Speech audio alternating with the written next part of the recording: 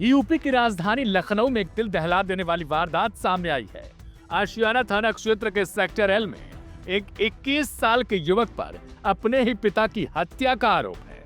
Police के मुताबिक आरोपी ने न सिर्फ पिता को गोली मारी, बल्कि बाद में शव के बेरहमी के साथ टुकड़े कर अलग अलग स्थानों पर ठिकाने लगाने की कोशिश की। मृतक की पहचान मानवेंद्र सिंह के रूप में हुई है, वहीं बेटे की पहचान अक्षत के रूप में की गई। मानवेंद्र वर्धमान पैथोलॉजी लैब के संचालक थे। पुलिस के मुताबिक 20 फरवरी की सुबह करीब 4:30 बजे आरोपी बेटे अक्षत ने कथित तौर पर पिता की लाइसेंसी राइफल से उन्हें गोली मार दी। उस समय घर में उसकी 17 साल की नाबालिग बहन भी मौजूद थी। आरोप है कि बहन को धमकाया कि यदि उसने किसी को कुछ भी बताया तो उसे भी जान से मार देगा। जांच में सामने आया कि घटना के बाद आरोपी ने शव को घर की ऊपरी मंजिल से नीचे लाकर एक खाली कमरे में रख दिया। बाद में बाजार से आरी खरीदकर शव के टुकड़े कर दिए। कुछ हिस्से को नीले ड्रम में भर दिया गया, जबकि सिर को कार में रखकर काकोरी इलाके के सदरौना गांव के पास फेंकने की बात सामने आई। पुलिस ने आरोपी की निशानदेही पर कई अवशेष बरामद किए हैं, हालांकि कुछ अंग अभी भी तलाशे जा रहे हैं। पुलिस के मुताबिक वारदात के 3 दिन बाद आरोपी स्वयं आशियाना थाना पहुंचता है। पिता की गुमशुदगी की रिपोर्ट दर्ज कराने लगता है। उसने बताया कि पिता दिल्ली जाने की बात कहकर निकले थे और वापस ही नहीं लौटे। पूछताछ के दौरान उसके हाव भाव संदिग्ध दिखाई देते हैं।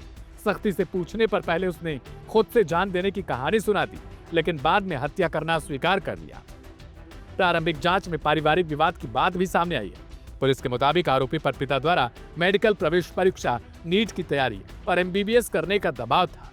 वहीं युवक BCom की पढ़ाई कर रहा था और कथित तौर पर परिवार के व्यवसाय को बदलकर रेस्टोरेंट या लॉन खोलने की बात करता था। इसी मुद्दे को लेकर विवाद बढ़ा। परिजन और मानवेंद्र के जानकारों का कहना है कि उन्हें इस बात पर तनिक भी यकीन नहीं है कि आखिरकार एक बेटा अपने पिता की इतनी बेरहमी के साथ न सिर्फ हत्या करता है, बल्कि उनको काट कैसे सकता है। भैया हमारे जो है 20 तारीख मॉर्निंग से जो है मिसिंग थे। बेटे ने जो बताया कि इस हिसाब से कि जो है पापा जो है दिल्ली गए हुए हैं, कल शाम तक आ जाएंगे। उस दिन तो हम लोगों ने फ़ोन ट्राई नहीं किया था, कुछ भी नहीं रहा। नेक्स्ट डे से फ़ोन ट्राई करना तो फ़ोन स्विच ऑफ जा रहे थे। लास्ट सीन भी उनका जो है 1 दिन पहले का दिखा रहा था। उनका फ़ोन कभी ऑफ नहीं होता था, और अगर ऑफ हुआ है तो ऑन होने के बाद जिसको जिसको रहता सबकी कॉल करते थे। कभी उनके साथ ये नहीं रहता था कि फ़ोन अगर ऑफ है, ऑफ ही नहीं होता था। और कभी भी किसी भी कंडीशन में फ़ोन होगा उनका तो वो उठेगा ज़रूर, उनकी हमेशा रहती थी।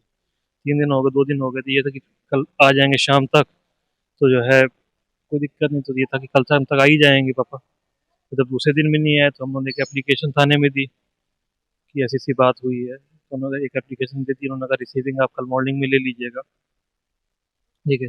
दूसरे दिन यहाँ पे संजय दत्त का शो होना था, तो चौकी इंचार्ज उसमें बिज़ी हो गए, कभी कोई पता नहीं चल पाया था। फिर हम लोगों ने कल एप्लीकेशन किया कि हाँ एप्लीकेशन हमारी नहीं लिखी जा रही है, कुछ है, तो आज FIR दर्ज हुई हमारी, ठीक है ना। हम लोग DCP ऑफिस भी गए वहाँ पे कि जो है जो कार्रवाई है, क्योंकि भैया मैं 4 दिन से गायब होगा, चौथा दिन था गायब हो गए, तो 4 दिन से कहाँ लापता है, कोई खबर नहीं मिल पा रही है। उस कंडीशन में जो है हाथ हुआ तब जाके चीज़ें पता चली कि इस तरह की कंडीशन हुई। उनके लड़के ने ही जो है सब चीज़ें अपने ऊपर कबूली की, हमने ऐसा किया है। जी, उनके लड़कों ने मुझसे खुद ही बताया कि अंकल मेरे द्वारा ये सब चीज़ें हो गई हैं। तब उसने सारी चीज़, तो हमने सीधे उसको सबसे पहले, जैसे हम लोगों को जानकारी हुई, सबसे पहले हम लोग को थाने पे सपोर्ट किया कि थाने पे उसको जो है, क्योंकि अब हमारे हाथ में कुछ नहीं रह गया, भाई तो मेरा चला ही गया एक तरीके से। अब जो करना है उनको करना है पुलिस वालों को। नहीं, ऐसा कोई वो नहीं था, और उन्होंने भी कभी ऐसा कुछ नहीं बताया कि ऐसा कोई ऐसे, वो आप यहाँ पे कॉलोनी में किसी से पूछ सकते हैं कि वो बंदा कैसा था, ठीक है। जितना हेल्पिंग नेचर है वो, मुझे नहीं लगता कोई जल्दी से हेल्पिंग नेचर का बंदा कोई मिलेगा, ये समझ लीजिए। आप किसी से पूछ ले कि कैसे कैसे अगर किसी को रात बिरात कभी भी कुछ जरूरत पड़ती थी, तो जब आप फोन कर दोगे तो वो आदमी खड़ा हो जाएगा। यहाँ पर जो मानवेंद्र सिंह का मर्डर हो गया है, ये 20 तारीख की घटना है। रात में वो अपने कहीं बारात से आए थे, तो लड़के और बाप में क्या हुआ हॉट टॉक हम लोगों को नहीं पता है क्या हुआ, लेकिन 2 दिन बाद हम लोगों को पता चली कि वो है नहीं। तो हम लोग खोज रहे थे, कि पुलिस में FIR वगैरह कराई जाए। तो फिर भी अच्छा एक सेंटिमेंटल होता है कि हो सकता है नाराज हो गए हों, वो वापस आ जाएंगे। लेकिन जब कल शाम तक वापस नहीं हुए तब हम लोगों ने थोड़ा सा एक्शन लिया। पुलिस आशियाना थाना पुलिस में गए, पुलिस में थोड़ा प्रेशर बनाया, तो उन लोगों ने CDR के लिए प्रोसेस किया। तब भी हम लोग संतुष्ट नहीं हुए, तो हम लोग DSP ऑफिस हजरतगंज गए, उन्होंने उस पर ज़्यादा प्रोसेस किया तो कार्रवाई हुई। लेकिन तब लड़के ने देखा कि छानबीन ज़्यादा बढ़ रही है, वो कहीं से टूट गया। पहले तो उसने बोला कि ये उन्होंने अपना सुसाइड कर लिया, थोड़ा प्रेशर बनाने पे उनके रिश्तेदारों के, तो उसने एक्सेप्ट कर लिया, कन्फेस कर लिया कि इनका मैंने मर्डर किया है, गोली मार दी। वहीं तक बात नहीं हुई, बात तब ये रिश्ते तार तार करने वाली हो गई कि उन्होंने आधी बॉडी को काट के गायब कर दिया, डिस्पोज कर दिया है। और 20 लीटर का करीब एसिड भी अभी बाथरूम में बरामद हुआ, जो मैंने अपनी आंखों से देखा है।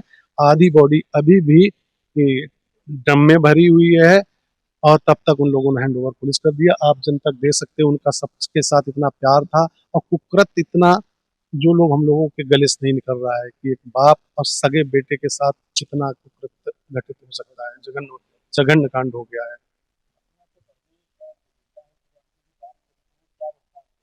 बिल्कुल हमारे साथ में इंक्वायरी ढूंढवा रहे थे, फोटो हमने उससे ली, फोटो 2 FIR के लिए सुबह 5 बजे हमने उन्हें देखा कि है नहीं। तुमने पूछा कहाँ हो, कि मैं थाने आया हूँ रिपोर्ट लेने के लिए। तुमने बोला सक्सेना जी वगैरह से बोला कि हम लोग भी 9:30-10 बजे चलेंगे। जब 9:30-10 बजे गए तो वहाँ थाने में नहीं थे, वो अरोसा भरोसा में गए कि मैं वहाँ देखने गया कि कहीं कुछ है तो नहीं है, क्योंकि लोकेशन कल ऑन हुई थी। सबसे बड़ी इसमें एक लूप होल अभी मिस्ट्री है कि फोन कल 6:53 पे ऑन हुआ था। फोन किसके पास है, कौन इसमें शामिल है, ये अभी भी मिस्ट्री है। ये अभी नहीं, अभी ये पुलिस का मैटर है, हम पुलिस के जांच का विषय है। अभी केवल आधी बॉडी है जो ड्रम में है, वो अभी घर में है, ग्राउंड फ्लोर पे है। DCP विक्रांत वीर ने बताया कि मामले में हत्या समेत गंभीर धाराओं में मुकदमा दर्ज किया गया है और विस्तृत फॉरेंसिक जांच जारी है। घर से लाइसेंसी राइफल बरामद कर ली गई। पोस्टमार्टम रिपोर्ट और अन्य वैज्ञानिक साक्ष्य भी जांच का हिस्सा बनेंगे। देखिए, थाना आशियाना पे एक गुमशुदगी का मामला दर्ज किया गया था कि मानवेंद्र प्रताप सिंह हैं, जिनकी उम्र लगभग 49 साल है, और वो 20 तारीख को सुबह से अपने घर से कुछ बता के चले गए थे और उसके बाद से नहीं आए हैं।